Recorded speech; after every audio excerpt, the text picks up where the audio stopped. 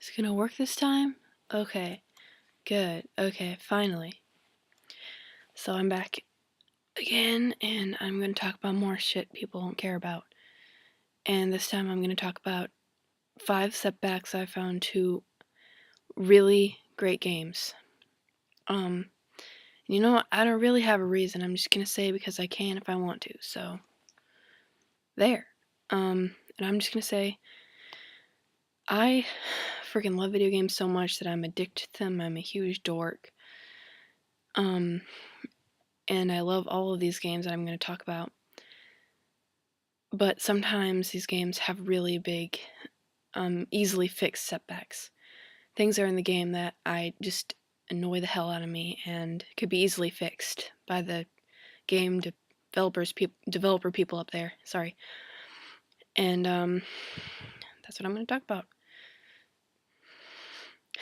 So I only have 5 right now because I thought I'd just start small. So here are 5 setbacks to really great games that I found super obnoxious. And number 5 is Assassin's Creed with its freaking autosave function. Autosave? Really? This game has everything. It has like kick-ass graphics. It has like, free running, and you can kill people and do all this stuff, and it has like, even a storyline and sort of a little personal storyline for this assassin guy here. But my thing is, as much as I like playing these games, I'm not a pro.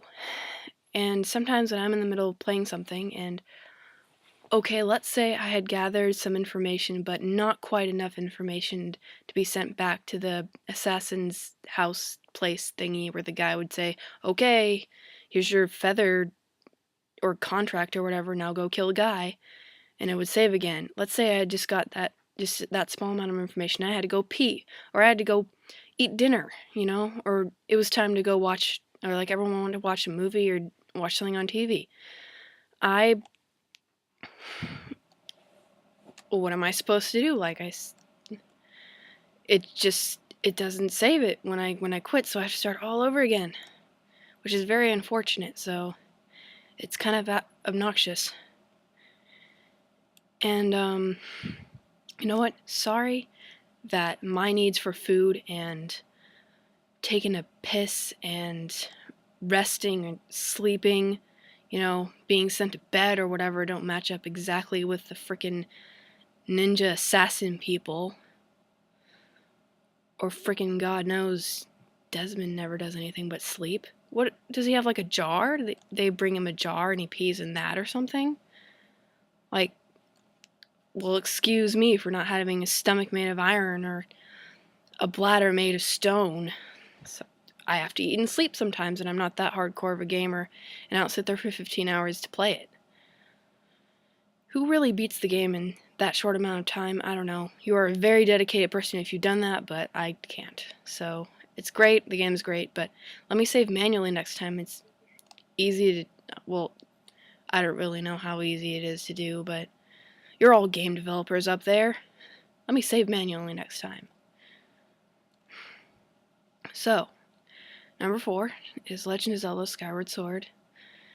And my only bitch with this game is there's no adjustable camera angle. What's going on here? You always have an adjustable camera angle in Zelda. You always have me like have a little stickly thingy to move around and jiggle around until I have it adjusted the way I like it. I don't want a permanent view up Link's ass. That's it. Really, I don't want that. I mean, this game was really setting the stride for new technology. It was motion sensor sword fighting, and in case you've never played it, it's you move your hand around and he moves it, and it goes with, it's like your Link and you're moving the sword with your hand. I'm not very good at explaining that. Okay.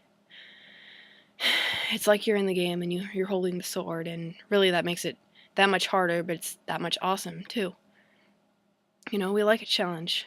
I like a challenge, so I'm pretty bad at it, but it's hella fun. So that's great. And I was really set up to not like that game because a bunch of people were like, "Oh, this game is terrible. Like it's really terrible. It's like a nightmare on the Zelda list of Zelda games." But I thought it was pretty good so far. I haven't beat it. I'm only at the beginning. So it's just really obnoxious to have to, like, once he goes uphill or something, then the camera goes down and it's almost like an upward angle view where you were trying to look up his tunic, or you're like a worm crawling behind him or something. And I don't really want to see that. No thank you. I mean, I like Link and Zelda just as much as the next person, but not that much. So, great game, but fix the camera angle, make it easier for me. I want, like, maybe an upward view or something. So number 3 is Harvest Moon: A Wonderful Life, and my problem with that is there is no good bachelors. No good choices if you're a lady. If you're a man, sure, that's great, wonderful, good for you. But if you're a girl, sorry, too bad. You're stuck with the losers. And I think what's going on with this game is, I'm not an expert on this. Obviously, I don't know that much about Harvest Moon. I don't think that Harvest Moon: A Wonderful Life is the first in the franchise or the series or whatever you want to call it.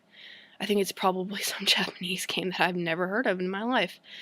But I know that this came first. Is Wonderful Life was the first game I played for the GameCube, and then they came out with another Wonderful Life where you could be a girl. And in case you ever wondered about that, no, I could never get married as a guy. I mean, like, I don't have a problem with it, I just was sucky at it. But, I mean, I'm not even good with any of the Harvest Moon games, to tell the truth. I kind of suck at all of them. Like, I killed all my animals in this game. They all started dying from random diseases and shit like that, so... Anyhow, for the guy, you get, just like anything else you get in any Harvest Moon game, you get a farm, you get a puppy, you get a house, you get to, eventually marry, and you get 3 lovely choices, and the first is, how do you read? Celia. Oh my god, that's bad. And they're kind of just, 3 regular choices. They've each got their own personalities, and Celia is the warm, kind-hearted, earthy girl next door, and then, like, Nami is like the shy, smart, and sensitive.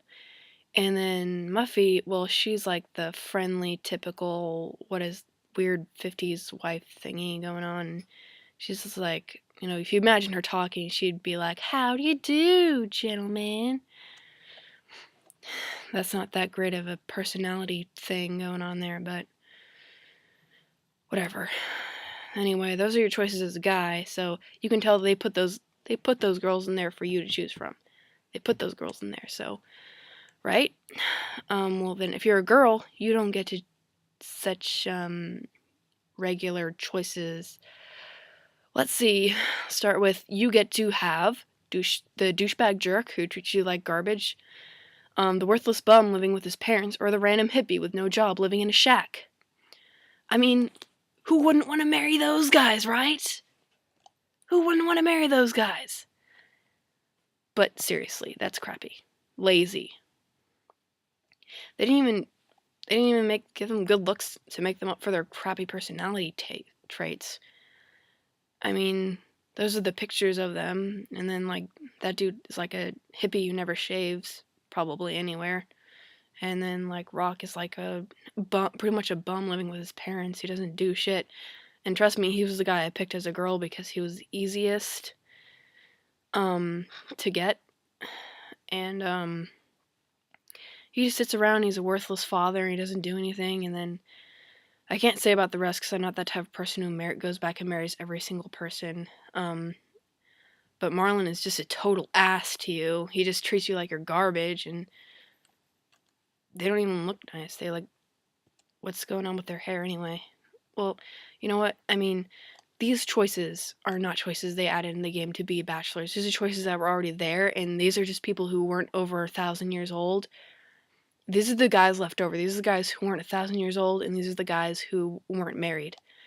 So, and you know what? I think that was kind of unfair, considering, I've known both guys and girls, and I've met one guy who's played this game, and like a bajillion trillion girls. I mean, that's 1 against 10. That's not. That's what are the odds? I mean, I'm just saying. But then again, I don't really like people to judge games based on your sex. But anyway, that's not fair. They should have at least bothered to add some, characters for the girls. So there's what the fuck is it? Gasafa or something. It's all, hey man, I baked you some special tomatoes. It'll make you feel like super relaxed, like with my pot tomatoes. And then there's Rock, and he's just like, yeah, I was just thinking about that job my mom was always saying I should get. She is such a bitch. And and then there's Marlon. He's like, bitch, don't even look at me. I'm not your equal. Your eyes don't deserve to take in my flawlessness. Get the hell back to the doghouse and lick my shoes clean like you usually do. And unique, but not these characters are unique, but they're not the kind of unique you want. Okay, so number 2 is with the latest, what I hope is the latest Super Smash Bros. Thing going on here, which is Super Smash Bros. Brawl. And this is one of my biggest pet peeves. And that is that some of these characters, not all of them, some of these characters are really lame character choices to put in this game. I mean, having like all kinds of choices and you choose these guys, it's like, I fucking love this game. I am addicted to it. I'll go online and play it all the time. Well, okay, I did when it still worked. It's broken now, but I did when it worked. And the problem with that is all these characters are in here for a reason, right? They're Nintendo characters, or even some of them are Sega characters in the latest. And they're characters that, no one plays, but they're there for a reason, like Peach, Yoshi, or Luigi. I mean, they belong there, right? Just, they're not popular, but they belong there. And those don't bother me. But characters that don't belong in the game, and they took the spot of another character that could have been better, that pisses me off. Rob, the robot, I don't even need to elaborate on that. Useless is the only adjective you can literally describe him with. Doesn't do shit? Okay, Olimar. All of the fighting games you could think of, and like all the badass characters you could choose, and you chose a guy with a midget, an alien midget with tinier alien midgets running around that don't even have useful powers? What? And Lucario, where's Lucario even from? Please, is it really that awesome because I never heard of her? Are you hipsters over there?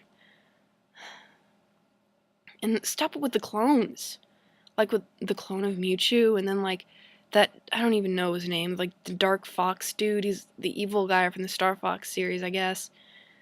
He's a clone. He has the exact same moveset as Fox and Falco, and you all know it. Don't you bullcrap me. It's like the same freaking thing. You push the same button, he does the same thing. So it's just Fox in a different color. Stop it with the clones. It's not cool. It's lazy. Lazy.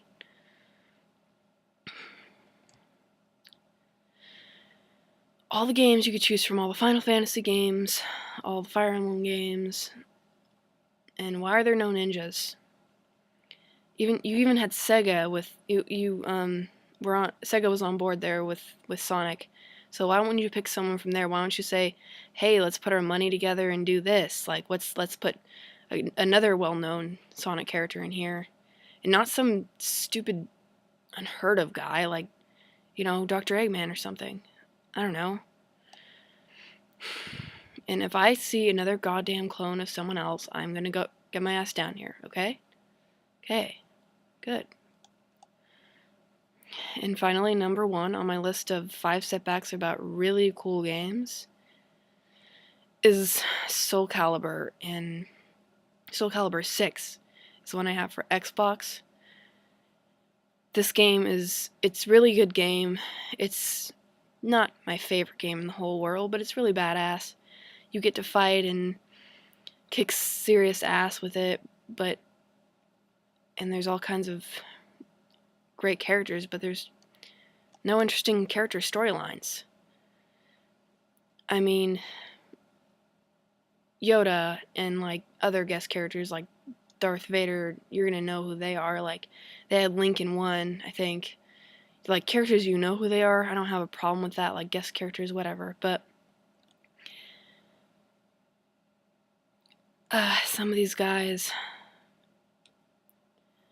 I'm telling you, they have no storylines. They just toss in like a random big boob chick and they're just like, oh, she's a good guy. That's all. No need to elaborate on that or anything. Or like they toss in some humongous muscled guy like, I use steroids and have a big axe, so I'm a bad guy. And then they have like the typical heroic blonde sword guy. And he's just like, oh, I have a sword or like a staff or something, and I'm a good guy. They don't even elaborate further than, oh, well, good guys need to destroy the sword, and the bad guys want the power of the sword. Nothing further. Nope, that's it. That's all. Nothing else. They don't give them any character, and that's one of the most important things about video games. I don't know, I think the big part of why this bothers me is that I love designing characters myself. Not video game characters as much as like my own kind of manga characters or like characters for a story. And I love having like backstories for them and drawing them like their backstories or something like that. So it kills me that all these characters they don't add anything about their storyline into the game. Like, they don't have interesting cutscenes, they don't have interesting other characters that they are with. Like, they just have them fighting the same people. And as anyone else, and that's not interesting or new. That's same old boring, just like anyone else. And that really gets to me. So that's not cool. But on the other hand, thank you so much, Soul Calibur team, for having a knight as a woman and a ninja as a woman. Hells yeah to that. Thank you. I needed that. Just add some like interesting storylines to these characters or like a reason for them being there. That's all I ask. And really, with the big boobs being an excuse, I guess I should be used to that by now. I know it probably doesn't bother most people, but it bothers me. Not so much, I'm not talking about the boobs, I'm talking about the storylines, but oh, and this last bit about Ezio and Soul Calibur, oh, that's not right. What the hell was it that he was in? Oh, it was in some Soul Calibur game. They added him instead of Altair. I don't even know how to say his name. That's pretty sad. Well, Altair is the original ninja from the original game, and Ezio is the guy from the. They had him since Assassin's Creed 2. And I can't really take Ezio seriously as a choice, because really, I guess I would see them like watching the characters because unlike you Soul Calibur guys, those guys bother with some character in there, and I don't really have a problem with Ezio. It's just like I would see Altair more seriously as a character who would be like, I'm gonna go get power or like destroy the power or something, and Ezio would just kind of want to fuck it. So I'm just saying, like, really, is he gonna like hump his enemies to death? I mean, I know. It's really super awesome that they had an Assassin's Creed character in Soul Calibur, but I feel like they picked the wrong assassin. Sorry. super shallow of me because I still would play him. I still would play as Ezio in the Soul Calibur if I had it.